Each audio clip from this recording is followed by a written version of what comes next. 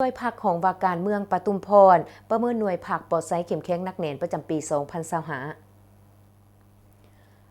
กองประชุมได้จัดขึ้นในตอนเสาร์วันที่ 18 พฤศจิกายน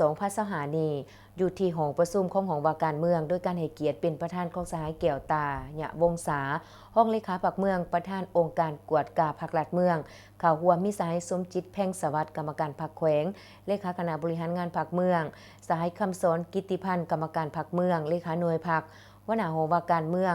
พร้อมคณะมีบรรดาสหายคณะกรรมการประเมินผลหน่วยผักปลอดไซเข้มแข็งนักแน่นขันเมืองพร้อมโดยสมาชิกผักทั้งหมดภายในหน่วยผักดังกล่าวเข้าร่วม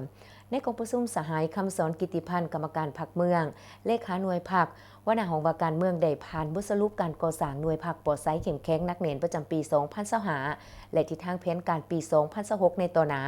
ในปีผ่านมาคณะหน่วยผักของว่าการเมืองได้เอาใจใส่นำภาษีนำสมาชิกผักอยู่ในความรับผิดชอบของตนได้เอาใจใส่ในการปฏิบัติหน้าที่เวียกงานวิศวเฉพาะในแต่ละด้านอย่างมีผลสำเร็จและมีประสิทธิภาพสูงหน่วยผักของว่าการมีคณะหน่วยผัก3สหายยิ่ง1สหายมีสมาชิกพรรคทั้งหมด21สหายยิ่ง10สหายในนั้นสมาชิกพรรคสำรอง1สหายในปี 2024 ผ่านมาหน่วยพรรคของว่าการได้รับการจัดตั้งและแบ่งประเภทแข็งได้รับนามยศหน่วยพรรคปลอดไซเข้มแข็งนักแน่นมี3จุพรรคที่ขึ้นกับซึ่งประกอบมีจุพรรคบริหารจัดตั้งและกวดกาจุพรรคคนขวดสังรวมจุพรรคก่อสร้างหากฐานการเมืองด้านวิศวเฉพาะห้องว่าการมี3หน่วยงานคือหน่วยงานคนขวดสังรวมหน่วยงานจัดตั้งบริหารกวดกาหน่วยงานก่อสร้างหากฐานมีพนักงานราชการทั้งหมด23สหายยิ่ง12สหายนอกนั้นยังมีผู้ประสานเวียกงานเก็บกู้ระเบิดเวียกงานเทคโนโลยีและการสื่อสารและเวียกงานผู้พันการต่างประเทศซึ่งพนักงานราชการของหองว่าการได้รับการแต่งตั้งจากการเทิงเฮ็ดให้เป็นผู้ประสานงานดังกล่าวกับแผนกที่เกี่ยวข้องขันแขวงในปี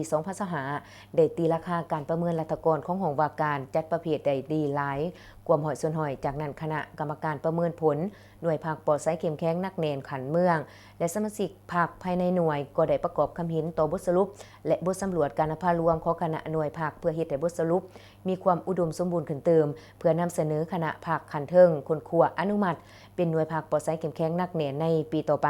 ตอนท้ายกองประชุมสหายแก้วตาญวงศาห้องเลขาพรรคเมืองประธานองค์การกวดกาพรรคลัดเมืองประธานกองประชุมก็ได้มีคำเห็นโอลม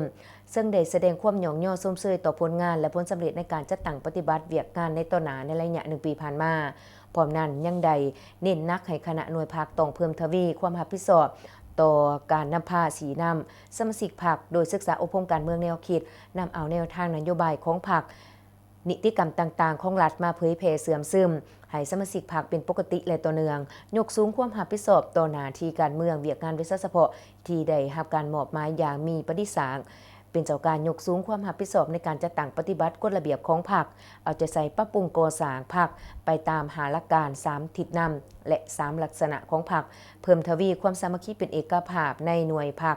ตั้งหนาสอกหูหามเฮียนกรรมใดบรรดานิติกรรมที่ขันเทิงวางออกปฏิบัติหน้าที่เวียกงานด้วยหลักการรวมศูนย์ประชาธิปไตยเป็นหมู่คณะและแบ่งความรับผิดชอบอันละเอียด